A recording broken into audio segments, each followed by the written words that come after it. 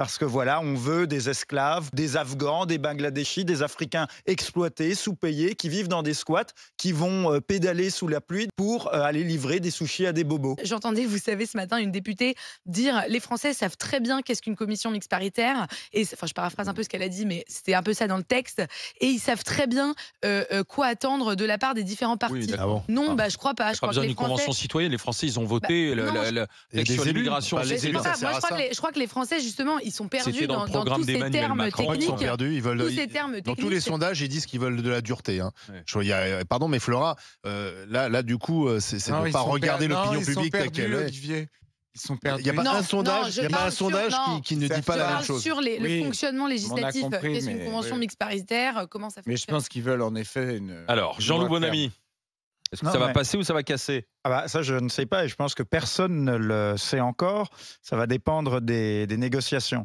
Mais en fait, on voit quelque chose. C'est-à-dire, en fait, ça fait 30 ans au moins qu'en France, il n'y a pas de politique migratoire et que ce n'est pas l'État qui décide de l'immigration et de la politique migratoire. C'est différents groupes et notamment le patronat. Et en fait, il y a un groupe, le patronat, qui a un an a passé commande, monsieur le ministre de l'Intérieur, à monsieur Darmanin, parce que voilà, on veut des esclaves pour aller pédaler. Des sous la esclaves. pluie. Bien sûr, des C'est esclaves. pas du tout caricatural. Ah non, ce n'est pas caricatural. On veut des Afghans, des Bangladeshis, des Africains exploités, sous-payés, qui vivent dans des squats, qui vont pédaler sous la pluie dans les rues de Paris pour aller livrer des sushis à des bobos. Et c'est ça que veut le patronat français, et c'est ça la commande qui a été passée à monsieur Darmanin. Sauf qu'en fait, depuis l'été 2022, il y a une petite particularité, c'est que justement, le camp macroniste n'a plus la majorité absolue à l'Assemblée nationale. Et donc, on est obligé, là, on ne peut plus se contenter simplement d'acter, de mettre un tampon sur la commande passée par le patronat, qui en fait ne fait que continuer la colonisation par d'autres moyens. Hein. On veut des colonisés dans les rues de Paris, de Lyon, de Toulouse. On veut faire suer le burnou. Avec des travailleurs. Oui, mais Et donc, attends, Jean-Loup, mais moi, les métiers en tension, c'est. il y a 6 millions de chômeurs en France. Oui, mais on ne trouve pas de couvreur, on ne trouve pas d'aide à domicile, Oui. on ne trouve pas d'aide ménagère, on ne trouve Oui. pas de chaudronnier, on ne trouve pas de mécanicien. C'est pas forcément les types qui pédalent toute la journée Alors sous la déjà, pluie. c'est surtout eux. C'est- Déjà, c'est surtout eux. Non. Et ensuite, c'est intéressant, ça serait de savoir pourquoi on n'en trouve pas. Il y a peut-être plusieurs raisons. Il y a peut-être un problème de formation, il y a peut-être des salaires qui sont trop faibles, il y a peut-être un coût du logement qui est trop élevé. Parce qu'en fait, les immigrés, qu'est-ce qu'ils font? Ils vivent à plusieurs. Tu vois, les gars qui font la livraison, des livres Uber Eats, ils vivent à plusieurs dans des squats, en fait. Or, justement, par contre, si tu es un Français, peu importe ton origine, qui veut avoir une vie à peu près normale, et que tu gagnes le salaire d'un chaudronnier, d'un couvreur, tu ne peux pas te loger à Paris ou à Lyon. Tu ne peux pas te loger là où il y a l'emploi. Tu habites dans un immeuble ou dans un pavillon de la France périphérique. Et en fait, le seul qui peut se loger parce qu'il va accepter des conditions très dégradées, ça va être l'immigré, mais qui en fait est complètement exploité. C'est pour ça qu'on ne trouve pas de personnes pour faire ces métiers. Mais il y a 6 millions de chômeurs en France aujourd'hui. Alors nous dire, le gouvernement ferait peut-être mieux Et donc, de... s'il n'y avait pas d'immigrés, les connecter 6 les deux. millions de Français prendraient tout de suite ces emplois de chauffeurs-livreurs ou dans les cuisines ou il y a sur les plusieurs chantiers choses. BTP. On nous dit, non mais moi je pense que tu inverses un peu le problème parce qu'on nous dit aussi les Français ne veulent pas faire ce métier, donc on fait appel à des immigrés. Moi je renverserais plutôt les choses, je dirais ces métiers sont trustés par les immigrés, donc il y a une très forte dévalorisation tant du point de vue salarial que du point de vue symbolique. T'as pas forcément du envie dumping d'aller faire social, un emploi sous-payé, d'aller travailler avec des gens, par exemple des Africains ou des Afghans qui peuvent être très sympas, mais avec qui il y a une très grande différence culturelle, qui ne parlent pas le français. T'as pas forcément envie de te retrouver dans ces conditions de travail-là.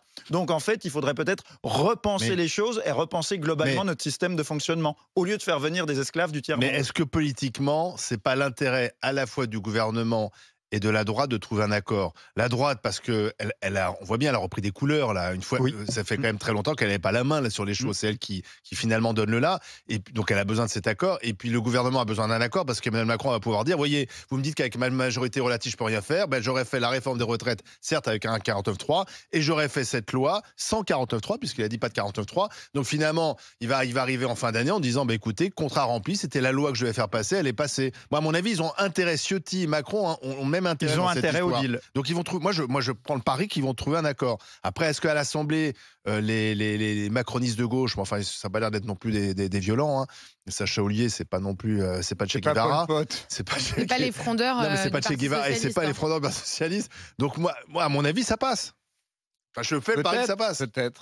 Peut-être, mais je trouve que ça révèle Plus d'intérêt que ça passe. une vraie différence de fond entre la ligne du gouvernement et la ligne de la Oui, mais droite. le gouvernement n'a pas vraiment de ligne. Emmanuel Non. Macron, sur cette question, il n'a pas vraiment de ligne. Et donc on voit bien, Il peut changer. Ça a quand même révélé aussi que sous couvert de faire une loi immigration interprétée par le grand public comme étant une loi de contrôle de l'immigration, en réalité, il voulait faire une loi bidon qui n'aurait rien changé à la politique migratoire de la France.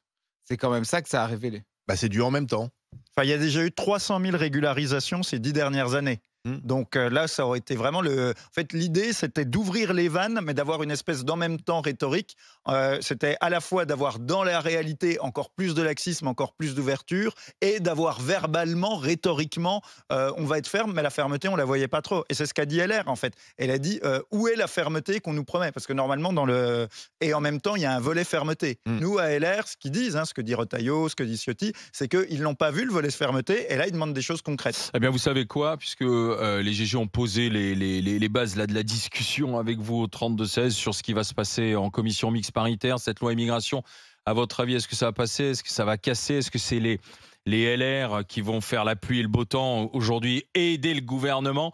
Venez en discuter avec nous au 32-16, Florent Guébali, Jean-Loup Bonamy et Charles Consigny. RMC jusqu'à midi. Les grandes gueules. D'un match qui s'annonce entre la majorité et son opposition, bien décidé à faire passer ses attentes, les LR avec l'équipe d'Emmanuel Macron pour la loi immigration. C'est Pierre-Henri Dumont qui est avec nous, il est député Les Républicains du Pas. J'adore passer vous voir pendant votre émission. C'est pas Pierre-Henri Dumont, lui. Non, c'est le Père c'est Noël. pas le Père Noël. Il sera peut-être le Père Noël d'Emmanuel Macron, Pierre-Henri Dumont. Mais en attendant, c'est le vrai Père Noël qui s'invite dans les GG, dans les grandes gueules, parce que nous sommes à la 3e semaine du coffre de Noël. Avec cette semaine, écoutez bien, un coffre spécial high-tech. Si vous êtes sélectionné, après avoir envoyé Noël par SMS au 732-16, écoutez bien, si vous êtes sélectionné, d'ores et déjà, vous gagnez un ordinateur, un MacBook Air. Mais si vous me demandez à ouvrir le coffre, vous laissez le MacBook Air de côté. Et là, c'est soit la totale high-tech avec l'iPhone 15, une Apple Watch, une enceinte connectée Bose, la coque iPhone 15 RMC et un coussin de siège chauffant et massant. Pas un coussin péteur. Ah, c'est Si- ça. Charles, déjà, Si c'est pas la totale, ce sont des AirPods. Bref, Chauffant. le MacBook, si c'est pas le MacBook, la Total High-Tech, s'il n'y a pas la Total High-Tech, il y a les Mais AirPods. il y a le MacBook dans la Total High Tech Non. ou pas? Non, tu le laisses de côté. Ça vaut peut-être le coup de garder le MacBook. Ça vaut le coup de garder le Mac. ça vaut le coup de garder le MacBook. Ah bah tiens, Jean-Louis gardera le MacBook. Eux, ils jouent ce qu'on appelle le coup sûr. Peut-être que vous serez, vous, joueur. Allez, vous m'envoyez Noël par SMS au 732-16. Noël par SMS.